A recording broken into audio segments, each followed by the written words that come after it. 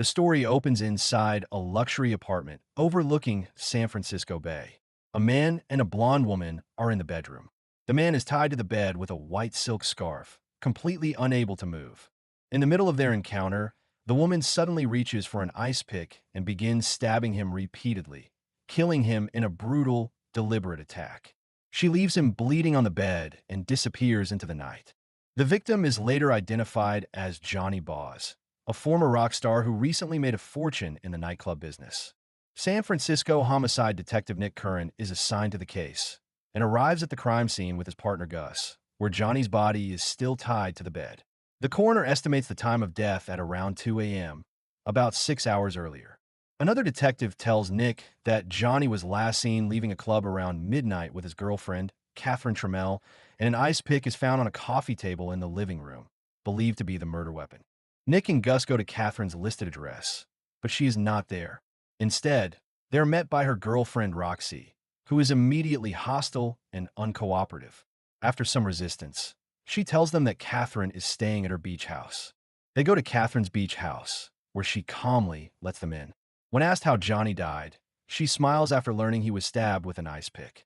Catherine admits she had been seeing him and says they left the club together, but claims she went straight to her beach house and stayed there all night, with no one to confirm it. When Nick asks if she feels sorry that Johnny is dead, she says yes and then dismisses them. With no evidence to hold her, the detectives have no choice but to leave. They return to the station just in time for Nick's mandatory session with Dr. Elizabeth Garner.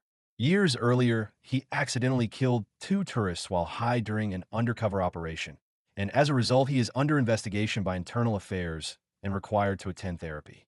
He clearly resents it.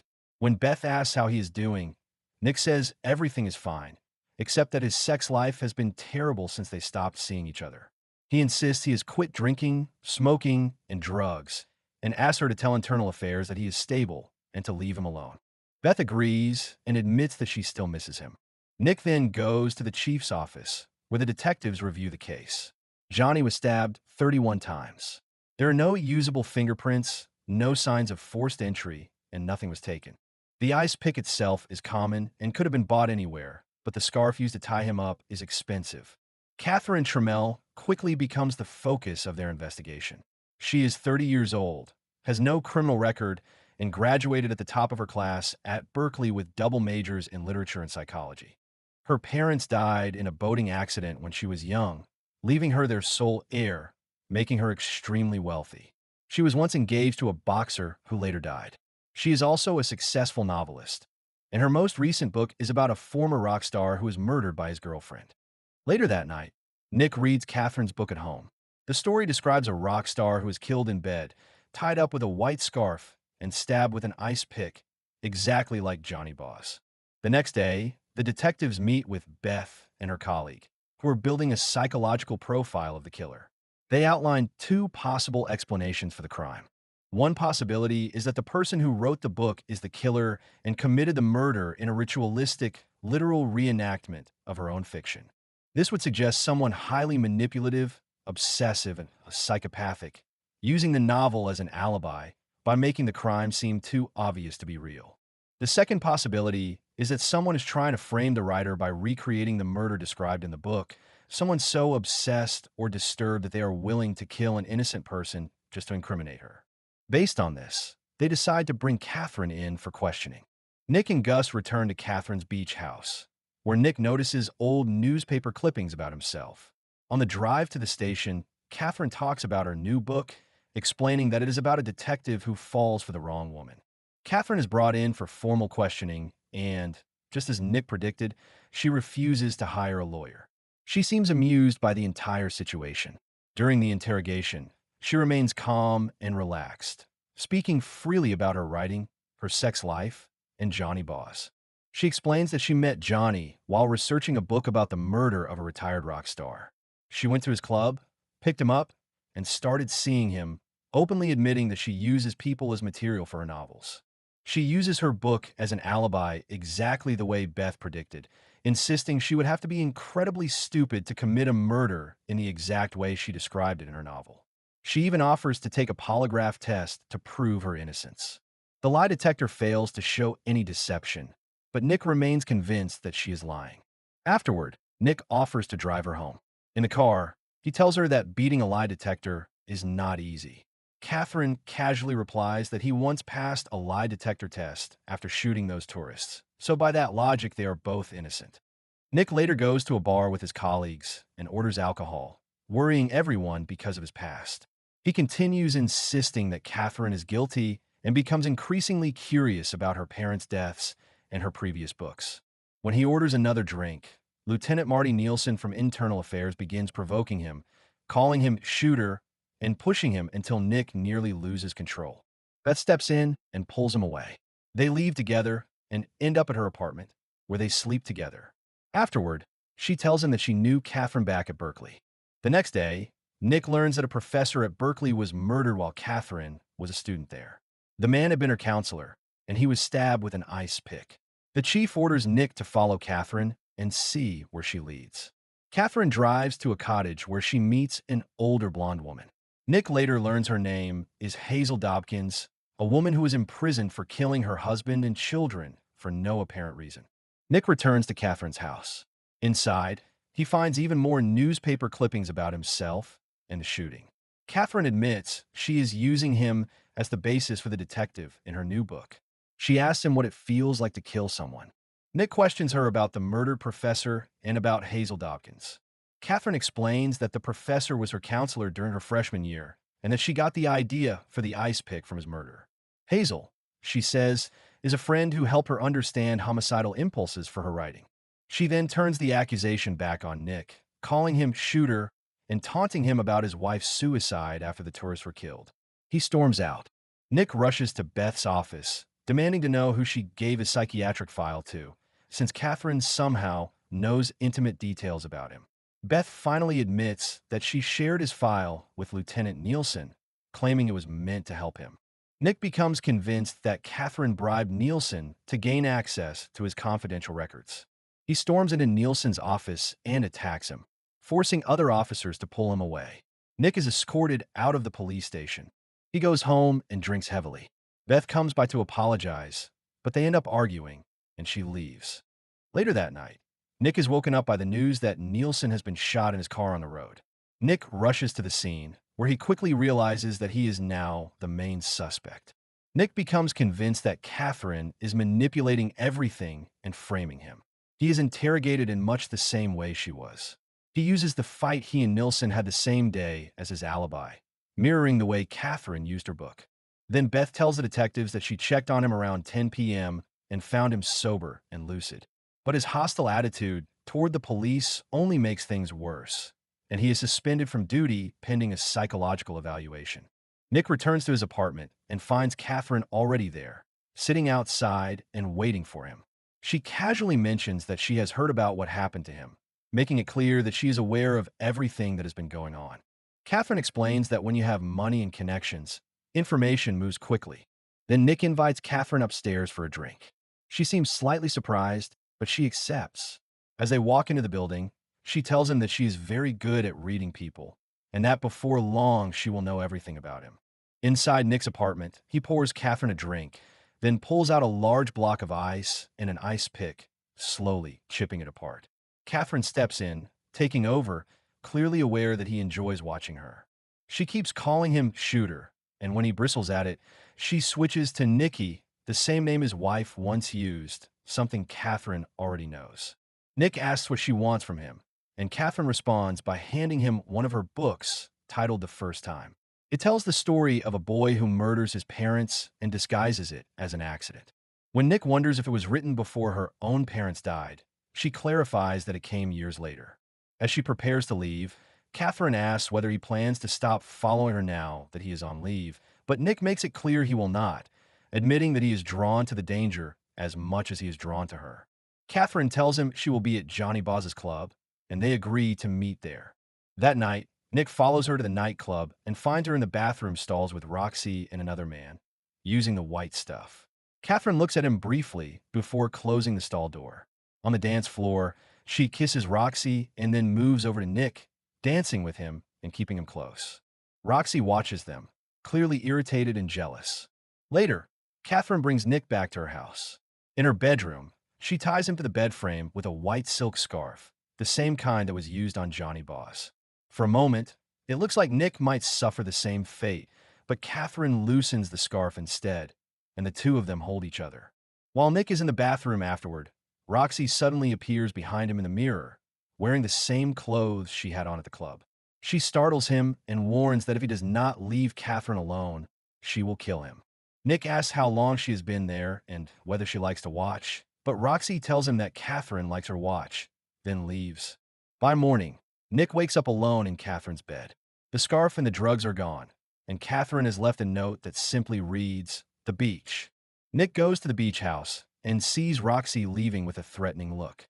Catherine leads him down to the shoreline, where the night before comes up, and Nick admits the fear was part of the appeal and part of how he plans to catch his killer. Catherine makes it clear he isn't over his head, and that being with her will only make him fall in love. Nick admits he already has, then kisses her and tells her to put that in her book. Nick later meets Gus at a country club, where Gus is already drunk. Once he realizes Nick has become involved with Catherine, he loses his temper. Nick takes him to a diner to sober him up and admits that, for some reason, he is not afraid of her. Outside the diner, someone watches them from a car. After Gus leaves, Catherine's Black Lotus begins following Nick. As he approaches his own car, the Lotus suddenly accelerates and hits him, knocking him to the ground.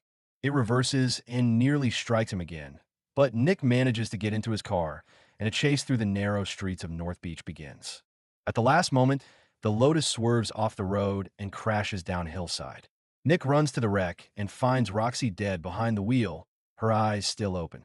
When the police arrive, he describes it as an accident and says that he and Gus barely knew her, having only seen her once at Catherine's house. Nick is ordered to undergo another psychiatric evaluation. When he arrives at Beth's office, two internal affairs officers are waiting for him. One asks whether he thinks Nielsen deserved to die, while the other questions him about his childhood. Nick thinks the questions are ridiculous and walks out. Beth follows him and confronts him about Catherine, warning that she seduces and manipulates people. Nick pushes back, accusing Beth of doing the same through her work as a psychologist. Beth ends the exchange by telling him she feels sorry for him. Nick goes to Catherine's beach house and finds her devastated over Roxy's death. Catherine explains that Roxy was obsessed with watching her and raises the possibility that Roxy may have tried to kill him. She also admits that everyone she gets close to ends up dead. She seduces Nick again and afterward admits that she has always had trouble with relationships. She tells him about a woman she slept with in college who became obsessed with her, following her around, copying her clothes, and taking photographs of her. The woman's name was Lisa Oberman. Later at the police station, Nick and Gus review Roxy's juvenile file with a female officer. It includes photos of Roxy at 16 and images of her murder brothers. The officer explains that Roxy killed them on impulse and claims she did not even know why she did it. Outside the station, Gus points out that everyone close to Catherine has killed someone. Nick says he now suspects Catherine may not have been responsible for Johnny Boz's death, but Gus reacts angrily, saying Nick is no longer seeing things clearly. Nick checks with Berkeley's registrar for Lisa Oberman, class of 1983, but no such student exists. The clerk confirms that Catherine Trammell was enrolled that year, but there is no record of anyone with that name. Nick confronts Catherine with this. She corrects him by saying that she told him Hoberman, not Oberman. Nick makes a phone call to keep checking the name, then goes to the DMV later that night to meet a contact who runs a license search. The records show that Lisa Hoberman renewed her license in 1987 under the name Elizabeth Garner. When a photo appears, it is Beth. Nick then asks to see the 1983 record, which shows a younger Beth with blonde hair listed. The scene shifts to Beth's apartment. She comes home to find Nick already inside, waiting for her. He warns her about leaving her door unlocked, but Beth insists she did not and suggests there is something wrong with the lock. Nick presses her for the truth about Catherine. Beth admits that she slept with Catherine once in college, describing it as a brief experiment, but insists that Catherine was the one who became obsessed. According to Beth, Catherine began copying her hairstyle and clothes, following her around, and watching her, which made her uncomfortable. Nick tells her that Catherine claimed the opposite, that Beth was the one who became obsessed and even dyed her hair blonde to imitate her. Beth says her hair color had nothing to do with Catherine and points out that she was a redhead at one point as well. She explains that she was ashamed because it was the only time she had ever been with a woman, which is why she never mentioned Catherine when the investigation began. Beth insists that Catherine is manipulating Nick. When Nick asks why she changed her name, Beth explains that it happened after she got married and that her husband called her Beth. She adds that he worked at the hospital where she used to work. Beth also insists that she has never killed anyone. Nick leaves, and as he heads into his apartment building, Catherine suddenly appears, saying she wanted to surprise him. He tells her what Beth has said about her. Catherine quickly shifts the story, claiming she once had to file a complaint about Beth with campus police because of her behavior. When she asks whether Nick still thinks she kills people, he denies it, but Catherine calls him a liar. Nick goes to look for the report Catherine mentioned, but an officer tells him that the report does exist, although it is missing because Nielsen took it. Nick then lays everything out for Gus, saying that Beth now looks like the real killer. He believes she may have murdered Johnny Boz to frame Catherine and later killed Nielsen after he discovered the Berkeley report. Nick insists that Catherine is innocent and that everything she has told him is checked out, but Gus thinks Nick has lost his grip on reality. Nick travels to a small clinic in Salinas to learn more about Beth's ex-husband, Dr. Garner. There he is told that Garner was shot and killed several years earlier. At the Salinas Sheriff's Office, a detective explains that Garner was murdered while walking home when someone pulled up and shot him with a .38 caliber revolver. The weapon was never recovered, and the case was never solved. When Nick asks whether Garner's wife was considered a suspect, the detective says a man from San Francisco, Nielsen, had already looked into it and that there had been quiet talk about Garner's wife's girlfriend, but nothing ever came of it. Nick drives to Catherine's house in Stinson and finds pages from her new novel printing on her desk. The final chapter shows the detective's partner being murdered in an elevator, and the book is titled Shooter. Catherine appears and tells Nick she has finished the book and says it ends with the woman killing the man. She then tells him goodbye as Hazel Dobkins appears behind her. Gus goes to meet Catherine's former college roommate in an office building to learn what really happened between Catherine and Beth while Nick waits outside. Inside, Gus is stabbed to death in the elevator with an ice pick, just as described in Catherine's book. Nick rushes in and finds him dead. Beth then appears, saying she was told to meet Gus, and Nick shoots her when he thinks she is reaching for a gun, only realizing too late that she was holding a keychain. When police arrive, they find a blonde wig, black clothing marked with police department letters, and the ice pick on the staircase. A later search of Beth's apartment turns up a .38 caliber revolver, Catherine's novels, and photos and clippings showing Beth's obsession with her, framing Beth for the murders of Johnny Boz, Nielsen, Gus, and her husband. Shaken by everything that has happened, Nick returns to his apartment, where Catherine is waiting. She says she heard the news on television, and despite her reservations about getting close to anyone, they sleep together. As they talk afterward, an ice pick is revealed under the bed within her reach, leaving it unclear whether she plans to kill Nick or let him live. The end. Thanks for watching. Don't forget to like and subscribe.